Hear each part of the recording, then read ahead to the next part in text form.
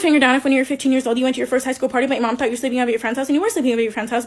But she had just gotten her license a few weeks before, and she wanted to take you and your other friend to this party. And when you got to the party, you'd never drank before in your entire life, so you didn't really want to start that night. But your friend starts drinking, and you're like, oh my god, why are you drinking? You're the only one of us who has a license. You have to drive us home. How are you going to get home? And she's just like, oh, you have your permit. You can take us home. And you're just like, no, I've only driven 3 times in my entire life, and never at night. And I've only had my permit for a month. I can't drive us home. But your friend's already drunk, so you have to take them home. So you're sitting there mentally preparing yourself to be able to drive your friends home, even though you don't actually know how to drive. And the same time, you just got out of your first relationship ever, and your ex-boyfriend keeps texting you and calling you, being like, can we talk? And you're like, no, we can't talk. I'm dealing with something right now. But he thinks you're with another guy, but you're not with another guy. You're just dealing with something. And then your mom calls you, so you have to leave the party. You go outside to talk to her so that she can hear what's happening inside, and she's just freaking out and crying and screaming like, oh my god, does she know where I am? But she doesn't know where you are. It's much worse than that. Her coworker's daughter was murdered that night, and your body goes limp, and you're just like, oh my god, she was so nice, and she was only 18 years old, and now she's dead. And then the cops show up to the party because 2 guys get into a fight, and you have to drive you and your friends home, and some guy named Eric, who's 20 years old, gets in the back of the car and goes, can you take me home? And you leave him in a 7-Eleven parking lot. When my parents decided to get a divorce, I chose to stay with my dad. He was more financially stable, and he also promised to take care of me in the future and help me go through college as long as I graduated. When my grandmother from my mother's side passed away, I received a $30,000 inheritance, and recently my grandfather from my father's side passed away and left me with $50,000 as well. I was also working part-time jobs, and with all of that, I was able to save enough to comfortably put me through my 4 years of school. One day, my mom surprised my stepsister and bought her a brand new car. I was kind of shocked because it was way out of their budget because I knew they were struggling financially. When I looked at my bank account, I saw that a majority of my money was missing. I had my mom on all of my accounts because she wanted to monitor to make sure I don't spend too much money. I never would have thought she would have taken this and paid for my stepsister's car. Her reasoning was that my stepsister had a brighter future and had a bigger possibility of going to an Ivy League school and providing for us in the future. While I, a student who gets mostly B's and C's, would just take over the family business, so I didn't really need it, and I could always work in the future. When I was 15 years old, I found out I was pregnant with twins. My boyfriend at the time was 21 and had nothing to do with me. When he knew I wasn't going to give them up for adoption or abortion, he walked away. My mom was disappointed, but she helped me throughout my entire pregnancy and my delivery. A few weeks before my due date, my boyfriend texted me saying he broke up with this girl and that he wanted to get together and he was going to try to become the best dad he can. After the twins were born, it was blissful for a few moments until my mother started becoming toxic. She would take them places without my knowledge, and I would wake up to an empty house not knowing where my kids were. She started overriding my decisions, and when I confronted her, she told me she knew better because she was an adult, and I was in no position to contradict her. After years of this happening, I finally had enough, and I managed to get enough money to afford a hotel for a couple of nights while I decided what to do. I asked my aunt to watch my kids for a few days so I can go out and find a job. And when I returned to the motel, they were gone. All of them. When I returned back to the hotel, my twins and my aunt are missing. No phone call, no message, no nothing. Coincidentally, my mom calls and says that my best friend told her that my twins were missing, even though I told no one. She was yelling at me on the phone saying she was so worried and it was obviously my fault because I was so young. And at that point, I was really suspicious because I could hear my aunt in the background talking to my mom. So at that point, I knew she took them to my mom's house. As soon as I hung up on the phone, I went to the police station to file a report. For a few days, the police went undercover to try to get evidence, and there was many pictures showing my mom taking my twins to their house. When we took her to court, she said that they ran away due to my abuse and she found them in the middle of the street, which was obviously a complete lie. My mom had paid my boyfriend to give her false information that I was hurting my kids. After a long and gruesome battle, I won the case and my mom can't see them until they're 18. Even though my boyfriend at the time had a major part in it, he only has visitation limitations, which is once every 6 weeks. This happened 3 years ago when I was 18. I am now married to the love of my life and the best father in the world. This is part 3 of the silent twins by the names of June and Jennifer Gibbons. The girls finally broke their silence after their therapist got a call from a payphone that said, quote, "Good evening, Mr. Thomas, this is the twins. We are really sorry about what happened today. If you don't separate us, we'll start talking next week." End quote. So, they could talk. But when the twins got back to school, they acted like the phone call didn't happen. So they decided to send one of the twins away. When they told the twins one of them was going to be sent away, Jennifer screamed and lunged at June and dug her nails into June's cheek. They started attacking each other. They finally sent June away to a boarding school and Jennifer stayed at the same school. At June's new school, she wouldn't talk. She started to refuse to move, eat, and drink. All she did was cry. The school couldn't continue force-feeding her, so they sent June back to be with Jennifer.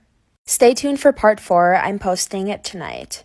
I got married 4 years ago, and my husband and his family are many times over millionaires. My family is just middle class. Our wedding cost around $700K paid by him and his parents. My parents gave me a flat fee of $10K for a dress, which they are also giving to my sister too. My sister and her fiance are lower class. She has $170K in student loan while he has $110. They have $18K in medical debt and $35K in credit card debt.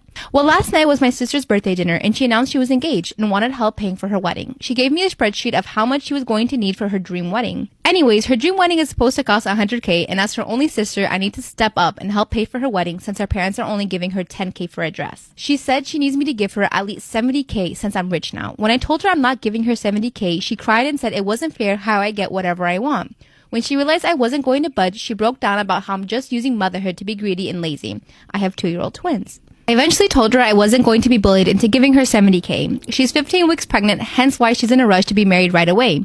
When I tried to leave, Sometimes the person that you fall in love with and have kids with is not the person that you think they are. This story was sent to me through my Instagram DMs from a girl named Shay. When Shay was 4 years old, she met this girl, and for the purpose of the video, we are going to call her Alice. They've been best friends forever, but there was always something a little off about Alice, and last year, Shay figured out what it was. Alice's mom was a Polish ice dancer that moved to Amsterdam, and long story short, she fell in love with this guy that she barely knew and had Alice. Shortly after Alice was born, they had another kid named Rosie, and again, with the same guy that she did not know what he was capable of. When Alice was 3, her mom started entering her in beauty pageants just for fun. Then she started winning all of these pageants, and her dad noticed that she had this potential. After Alice won her 3rd competition, her mom overheard a conversation that her dad was having on the phone. The father was saying something along the lines of, "I think that she would make a man very, very happy." And the man on the phone asked, "What about the other one?" And the dad responded, "She's not of age yet." Alice's mom did not know what to do, but she knew she had to get away. It's a long story, I'm running out of time, but part 2 is coming right now. my fiance's girl best friend has never liked me. We were all hanging out when Madison and Michael came out from a room with Madison crying. Michael looks at me and starts swearing and says I'm a raging bitch. Being hormonal and pregnant, I start crying and asking what's wrong. Proceeds to tell me about the text message I sent Madison. I told her I would not allow her near our child. I only sent this text message after the many racist texts she sent me about my child and I, me being biracial and all. Instead of hearing me out, Michael kicked me out of the house that we shared. On my way out, I felt a lower cramp in my abdomen, and I thought nothing of this because I was not due for another 3 weeks. When I flinched from the pain, Michael told me to stop faking. On my way to my mom's, I felt a gush of water and immediately turned the car around so that I would make it to the hospital. I tried calling Michael numerous times, but my call was quickly declined. I gave birth to our baby all by myself. I decided to do something and post all the hurtful messages Madison sent me on Facebook. Michael calls me and I inform him about my whereabouts, and he shows up 42 minutes later. He has tried to apologize multiple times, but I don't think I can forgive him. I went through the pain of pushing out an 8-pound baby all by myself because he chose to listen to his best friend over his fiancé.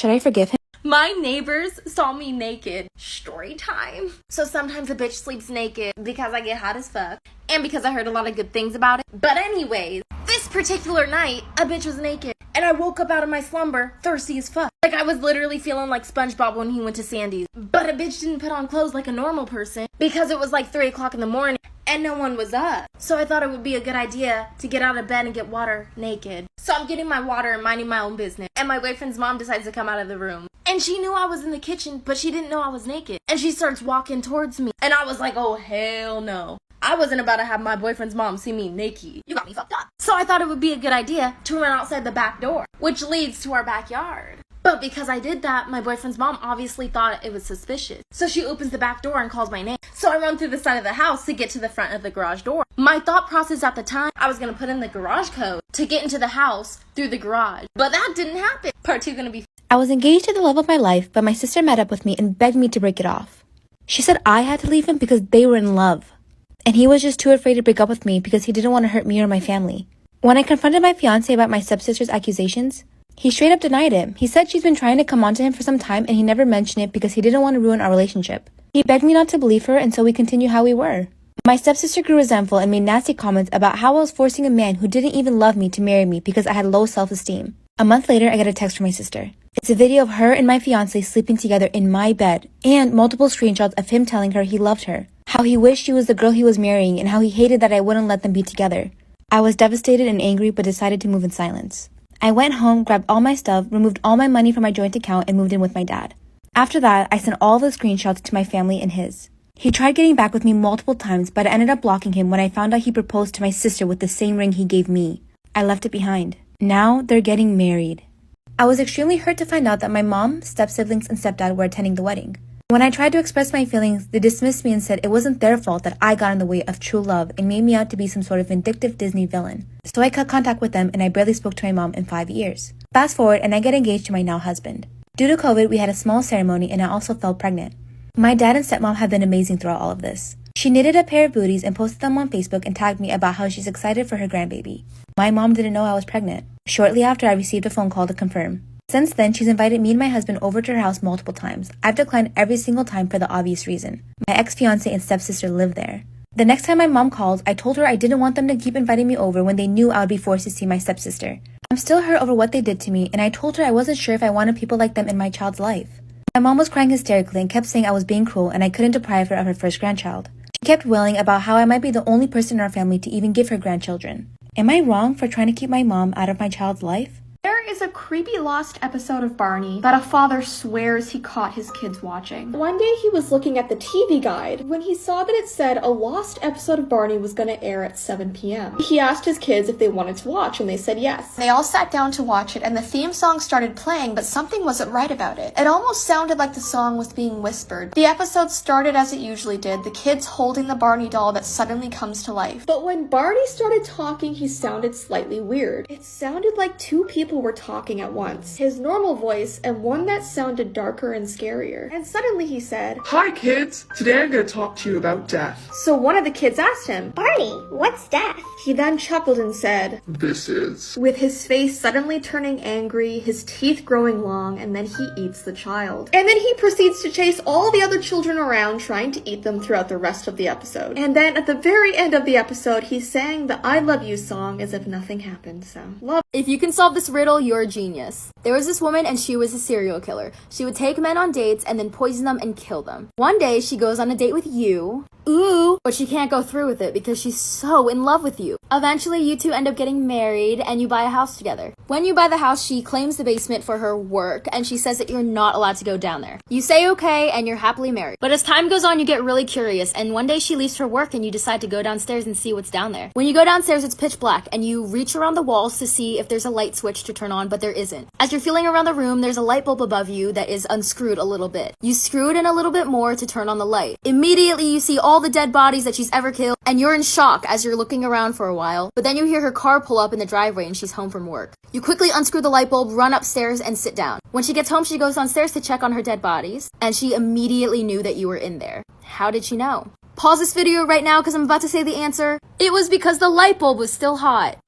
I'm gonna tell you guys why I don't keep food in my room anymore. At least why I don't keep this particular food in my room anymore. So when I was a kid, my dad used to leave the country a lot. Every time he would come back, he'd always bring us some sort of goodie. It'd always be like bracelets, t-shirts, and candy. One time after a trip to, I think it was Dominican Republic, brought us back a bunch of lollipops. These are not normal lollipops like you're thinking in your head. These are these giant, brown, flat lollipops. Now, instead of eating them, me and my sister decided it would be best to hoard them. Yes, that's right, keep them in our room for as long as possible. For what purpose? I don't know. I think it was probably like, no, we can't eat them now. If something happens and we need them. Bruh. It's not every day that we got candy, apparently. So we kept them in our room. We kind of put them on display, up against the wall, right in between both of our beds, in this very room. This time, I was about 6? My sister's about a year and a half older than me, so she was like 7, I guess. Now, these lollipops were given to both of us. They were displayed equally distanced between both of our beds, because they belonged to us both. I'm not really sure how this happened. But one night, me and my sister went to bed, but then my sister started tossing and turning. Calls out for my mom. My mom comes and she's like, what's wrong? Oh my god, this is part 2 of why I don't keep food in my room anymore. So my mom came into our room. She asked my sister, hey, what's wrong? She was like, oh, my body, I'm itchy. Mom's like, oh, maybe there's a mosquito. My sister's like, no, it's all over. She moves my sister out of the bed. Maybe it's your bed. She looks at her blanket. Oh my gosh, there's ants here. She shakes the blanket. Ants crawl everywhere. Under her pillow, ants. She lifts the mattress. Guys, her bed was infested with ants. Why? There was the faintest trail leading to our lollipops. My mom's like, hey, you get out of the bed. So I got out of bed, they checked my bed, was completely clean. There was one measly ant, literally one, one. My bed had no issues. Sister could not sleep there. So they ended up throwing our lollipops away and we were devastated. And my sister got a lot of unnecessary ant bites and I didn't get any. It's okay, because every time we go outside, I get swarmed with mosquitoes and she doesn't get bit at all. I'm gonna tell you guys about the time that my entire class teamed up to take my teacher down. And by down, I mean fired, which is terrible, but... And to be clear, I wasn't involved in the incident, I was just asked in to be a witness along with the rest of the class. If you're not interested at this point, like, I don't even know. So when I was in 6th grade, I had this teacher called Mr. W, we're gonna call him Mr. W. He was our science teacher. And he was fine. He wasn't like amazing or bad. He was just okay. He did smell like really, really bad. But again, that didn't affect his teaching at all. One day, however, I don't even know how this happened. He asked us all to get started on our work. He was a little irritated that day. I don't even remember why. One of the girls in our class, her name was Summer. She didn't have her workbook. Mr. W asked her where her work was. I didn't bring it today. They started arguing. The rest of the class was kind of silent, just watching this. She's a nice girl. She wasn't attacking him or anything. He did, however, get very angry. So angry, in fact, that he grabbed his binder and threw it across the room over her head. It just barely skipped her head and slammed on the floor. This wasn't like an empty binder from the dollar store. It was a teacher binder full of work. We were all silent. Summer stopped talking. Look for part 2 to find out what happened. There is a creepy lost episode of Barney that a father swears he caught his kids watching. One day he was looking at the TV guide when he saw that it said a lost episode of Barney was going to air at 7 p.m. He asked his kids if they wanted to watch, and they said yes. They all sat down to watch it, and the theme song started playing, but something wasn't right about it. It almost sounded like the song was being whispered. The episode started as it usually did, the kids holding the Barney doll that suddenly comes to life. But when Barney started talking, he sounded slightly weird. It sounded like two people were talking at once. His normal voice and one that sounded darker and scarier. And suddenly he said, Hi kids, today I'm going to talk to you about death. So one of the kids asked him, Barney, what's death? He then chuckled and said, This is. with his face suddenly turning angry, his teeth growing long, and then he eats the child. And then he proceeds to chase all the other children around, trying to eat them throughout the rest of the episode. And then at the very end of the episode, he sang the I Love You song as if nothing happened, so. If you're alone right now, don't watch this video. In the winter of 2018, a man who was living alone in the mountains wakes up to find a red ball sitting on his front yard. He assumed the only neighbor he had must have kids, and so he kicks the ball over the fence, goes inside, doesn't think anything of it. That night, he wakes up to the sound of kids laughing outside of his window. He goes outside to check on them because it's the middle of the night, and there's no kids anywhere, but that red ball is back on his property. So he picks it up, brings it in his house, and goes back to bed. The next morning, he goes over to his neighbor's house to let them know that their kids were out in his yard in the middle of the night.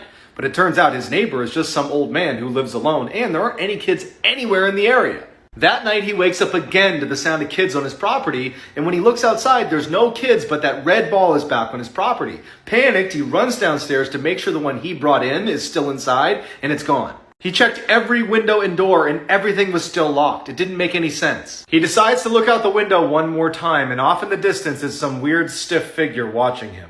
Put a finger down if in high school you had a YouTube channel and your whole school knew about it so you weren't embarrassed, and one day when you were sitting in your first period class, a girl came up to you and asked you why you were promoting your YouTube channel in the girls' washroom, and you had no idea what she was talking about, so obviously you ran to the washroom to investigate, and you found that written on the back of every single bathroom stall door was your YouTube channel and comments about how you were so amazing and beautiful and how everyone should subscribe to you. And this was really embarrassing because everyone was accusing you of writing these things, but you weren't. So you wrote a message back and asking this person to stop writing these things, and then the next day you found that they had leaked your personal information and written down your address on the bus that you take to school. So now you're really creeped out and you were scared that someone was stalking you. So you and your friends were determined to figure out who this person was. And the next day when you went to school, you all hid in a different washroom of the school trying to catch this person red-handed. And while you were hiding in the washroom, you noticed that a girl came out without flushing and she was holding a red marker. So you knew that you had caught her red-handed. So you followed her out of the washroom, and you and all your friends went up to her and asked her if she had Also giving to my sister too. Sister and her fiance are lower class. She has $170K in student loan while he has $110. They have $18K in medical debt and $35K in credit card debt.